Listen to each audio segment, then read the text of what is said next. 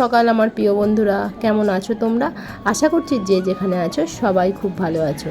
তোমাদের ভালোবাসার আশীর্বাদে আমরাও কিন্তু বেশ ভালো আছি। পিঙ্কু সিম্পল লাইফস্টাইলের আরও একটি নতুন ভিডিওতে তোমাদের জানাই অনেক অনেক ভালোবাসা আর অনেক অনেক স্বাগত।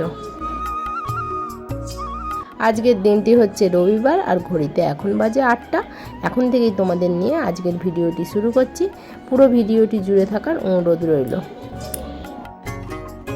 ঘুম থেকে তো উঠেছি একটু দেরিতেই, আর উঠে আমি কিন্তু দোরঘরগুলো ঝাঁট দিয়ে উঠোনটাও ঝাঁট দিয়ে দিয়েছিলাম। তখন তো বিছানটা গোছাতে পারিনি, কেন সোনা তখন ওঠেনি। আর আজকে না সকালের দিকে কোমরটায় খুব যন্ত্রণা হচ্ছিলো জানো তো। ভাবলাম আজকে 7টার দিকে উঠবো, কিন্তু উঠতে পারলাম না। আর তোমার দাদাভাই বললো ছেড়ে দাও, ঘরগুলো আমি মুছে দেবো। আর বললো তুমি তাড়াতাড়ি কিন্তু স্নান করতে যাও, আমাকে বলছে যেহেতু 9টার সময় আজকে রক্ত নিতে আসবে। আর এখন তো বেজে গেছে 8টার বেশি হয়ে গেছে। আমাকে বললো তুমি তাড়াতাড়ি স্নানটা করতে যাও। আমি বললাম ঠিক আছে, আমি বিছানটা গুছিয়ে তারপরেই আমি স্নানটা করতে যাব। আর সোনাও উঠে পড়েছে, অসুবিধা নেই। আর বিছানটা সেই ফেলে রাখলে একটা দেখতেও খারাপ লাগে, আর পরে সে আমাকেই তো গুছাতে হবে। ওই জন্য একবারে বিছানটা গুছিয়ে তারপর কিন্তু আমি স্নান করতে যাব। আজ কিন্তু সকাল থেকেই ওয়েদারটা একদম ভালো নয়। আর দেখো আমি কিন্তু স্নান সেরে ঠাকুরতলাটা ধুয়ে নিয়েছি, ধুয়ে এসে কিন্তু চুলটা আঁচড়ে নিচ্ছি। আর এখন কিন্তু বাইরে বেশ ভালো বৃষ্টি পড়ছে জানো তো।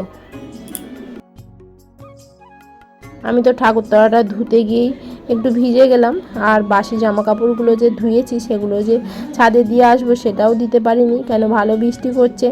আর তোমার দাদাভাইয়ের তো লুঙ্গিটা ও ধুয়ে ছাদে দিয়ে এসেছিলো, কিন্তু শুকনো তো হবে না মনে হচ্ছে। যা ওয়েদার মানে খারাপ, খুব ওয়েদার খারাপ গো। মানে এখন থেকেই ওয়েদারটা খারাপ, এবার বেলায় কী হবে বলতে পারছি না। আর সোনাকে তো দাঁত মাজতে বলছি, সোনা তো কিছুতেই দাঁত মাজতে চাইছে না। আর এদিকে দেখো আমি কিন্তু ঠাকুরের সেবাটাও দিয়ে নিয়েছি। আর ততক্ষণে কিন্তু আমার রক্ত নিতে চলেও এসেছে। এই দেখো একটা সিরিঞ্জি বার করেছে, আমার দেখেই তো ভয় করছে। তোমার দাদাভাইকে বলছি আমার না খুব ভয় লাগছে জানো তো। বলছে কিচ্ছু হবে না। আর এই দাদাভাইও বলছে যে তুমি এদিকে দেখো না, তুমি অন্যদিকে মুখ করে থাকো, তাহলে তোমার ভয় লাগবে না। কিন্তু আমি যতটা ভয় পাচ্ছিলাম জানো তো, ততটা কিন্তু আমার লাগেনি। মানে একটুখানি যখন ছুঁচটা ফুঁকিয়েছিল তখনটা একটু লেগেছিলো, তারপরটা কিছু আমি বুঝতে পারিনি। আর তোমার দাদাভাই সকালের দিকে বাজার চলে গেলে হতো, কিন্তু ওই যে রক্ত নিতে আসবে আমার, ওই জন্য কিন্তু তোমার দাদাভাই যায়নি। জানছে যে আমি একা থাকলে ভয় পাবো, ওই জন্য তোমার দাদাভাই গেল না। ও তো মাদুর পেতে প্রেসক্রিপশান বার করে কখন থেকে রেডি হয়ে ও বসে আছে যে কখন রক্তটা নিতে আসবে।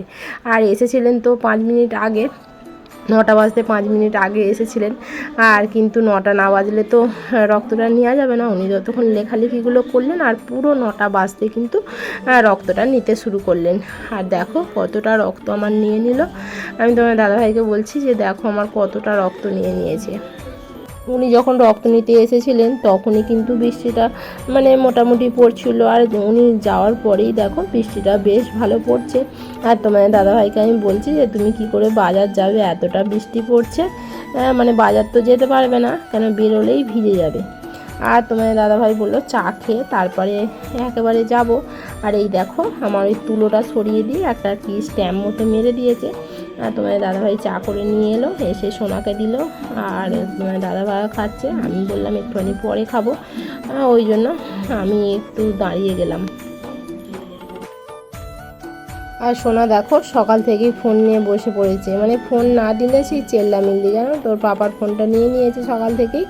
আর তোমার দাদাভাইয়ের তো চা খাওয়া হয়ে গেছে। আর আমি কী যেন একটা বলছিলাম, কথাটা মনে নেই, কিন্তু কিছু একটা বলছিলাম জানো তো। তোমার দাদাভাইয়ের সাথে হাসাহাসি করছিলাম একটুখানি, থেকে থেকে যেন বৃষ্টিটা বাড়ছে। দেখো কি মুষলধারে বৃষ্টি হচ্ছে, দেখছো? দেখো মুষলধারে বৃষ্টি হচ্ছে সকাল থেকেই। আর এই যে তিনি গালে হাত দিয়ে বসে আছেন, বাজার যেতে পারছেন না।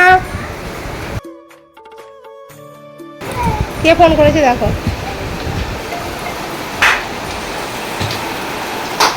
খালি বৃষ্টিটা হচ্ছে দেখো।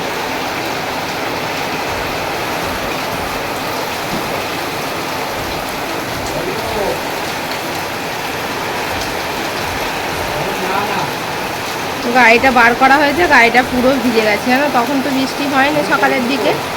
আর দেখো হট করে বৃষ্টিটা এসে গেছে গাড়িটা বার করার পরেই, পুরো ভিজে গেছে গাড়িটা, বাইরেতে আছে। গেটটাও দেওয়া হয়নি, গেটটা দেখো খুলে ওদিকে বেরিয়ে গেছে, রক্ত নিতে এসেছিলো তো, আর গেটটা খোলা হয়েছিল। এই দেখো জল জমে যাচ্ছে এইখানটাই, দেখো কেন বাজার যেতে পারেনি, কি আজকে খেতে পাবো না, দেখো না যে কিচ্ছু নিয়ে আসা হয়নি। বৃষ্টি হলে তো আর পেটটা শুনবে না, তাই না বলো, রান্না তো করতেই হবে। আর আমি কিন্তু ডাল সিদ্ধটা চাপিয়ে দিয়ে আর রসুনগুলো দেখো কর্তা গিন্নি মিলে ছাড়াতে বসেছিলাম। তোমার দাদাভাই তো দুটো কটা ছাড়িয়ে, তারপর বৃষ্টিটা একটু কম পড়েছিল, ছাতা মাথায় দিয়ে বাজারে চলে গিয়েছিলো। আর দেখো এতগুলো রসুন ছাড়ানো হয়ে গেছে, আর কিন্তু আমি রসুনগুলো এবার পেস্ট করে নেব।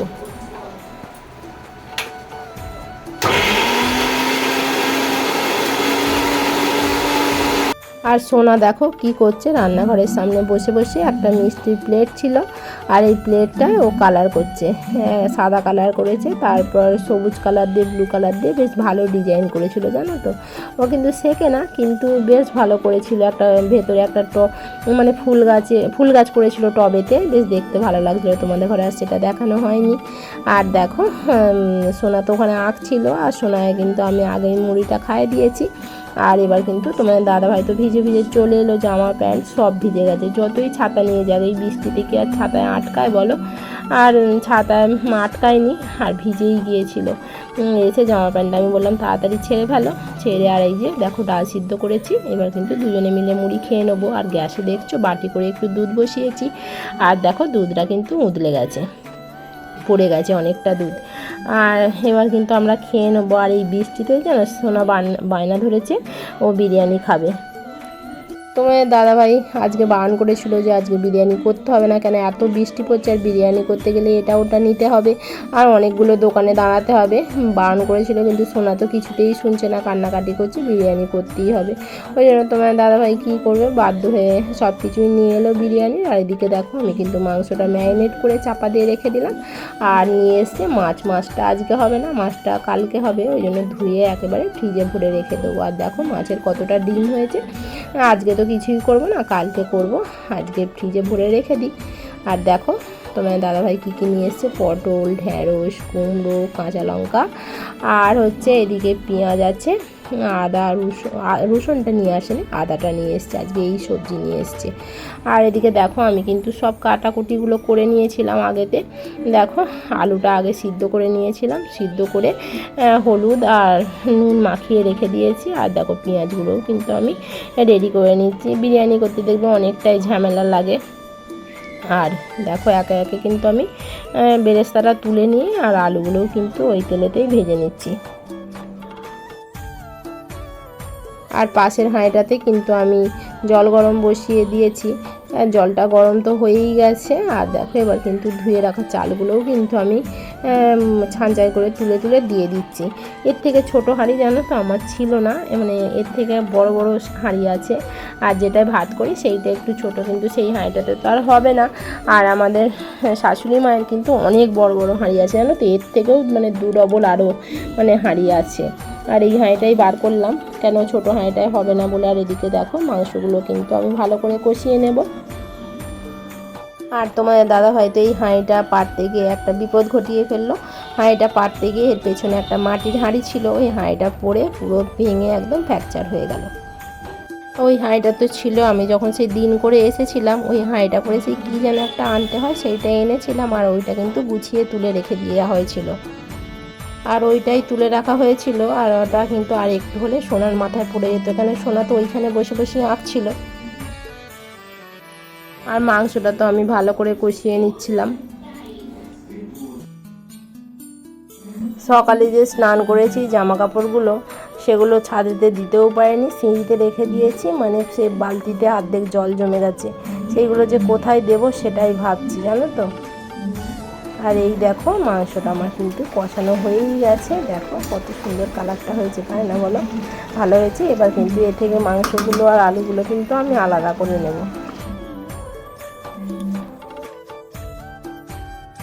আজকে কিন্তু অনেকটাই লেট হয়ে গিয়েছিলো এগুলো সব করতে করতে, একা একা দেখবে বিরিয়ানি করতে করতে অনেকটাই লেট হয়ে যায়।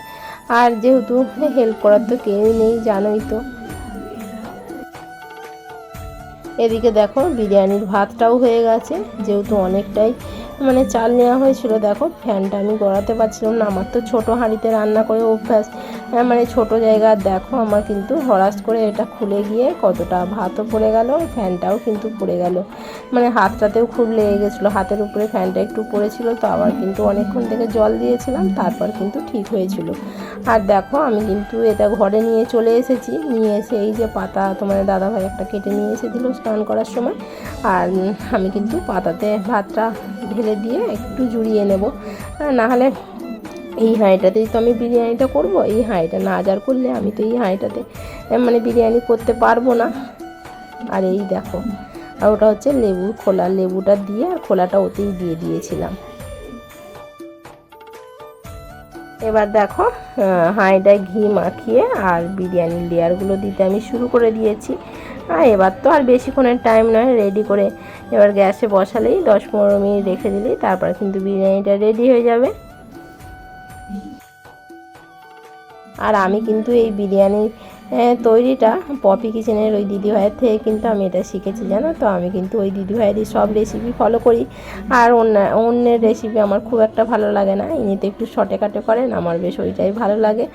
আর ওনার থেকেই মানে যতটা যা রান্না করি না, ওনার দেখেই কিন্তু আমি করার চেষ্টা করি। দেখো আর এই যে সব মোটামুটি দেওয়া হয়ে গেছে, এবার শেষে কিন্তু কেওড়া জলটা দিলাম, আর এর উপরে এবার ওই দুধ, কেশর আর হচ্ছে আর মিঠা আতর যেটা রেখে দিয়েছিলাম একসাথে গুলে, ওইটাই শেষমেশ দিয়ে দিলাম কিন্তু। দিয়ে এবার চাপা দিয়ে এটা এবার গ্যাসে বসিয়ে দেব। গ্যাসে তো একটা চাটু বসিয়ে দিলাম, দিয়ে কিন্তু এইটার উপরে বসিয়ে দেব। আর এর উপরে কিন্তু দেব একটা নোড়া, আর আটা দিলে আটাটা নষ্ট হয় বলে আমি কিন্তু দিই না, আমি নোড়াটাই দিই। আর দেখো যতক্ষণে বিরিয়ানিটা হচ্ছে ততক্ষণে কিন্তু আমি এদিকে বাসনগুলো মেজে নিয়েছিলাম, ওই যে কড়াগুলো ছিল ওগুলো সব মেজে নিয়েছি, মেজে নিয়ে আর দেখো জলটাও কিন্তু আমি তুলে নিলাম। যতটা কাজ এগোনো যায়, এবার খেয়ে দিয়ে একটু শোবো, নাহলে সে খেয়ে দিয়ে আবার ওইগুলো করতে না খুব কষ্ট হয়, জানো তো। যেহেতু বিরিয়ানিটা হচ্ছে ততক্ষণে আমি এইগুলো করে নিলে অনেকটা কাজ কিন্তু আমার এগিয়ে যাবে। আর এখন কিন্তু ওই 1:45 মতো বেজে গেছে, জানো তো। এটা হলেই কিন্তু খাওয়া আমরা আরম্ভ করব, যেহেতু অনেকটাই লেট হয়ে গেছে। আর দেখো এই যে বিরিয়ানিটা কিন্তু আমার একেবারে রেডি হয়ে গেছে। আর দেখো কেমন দেখতে লাগে অবশ্যই কিন্তু কমেন্ট করে জানিও।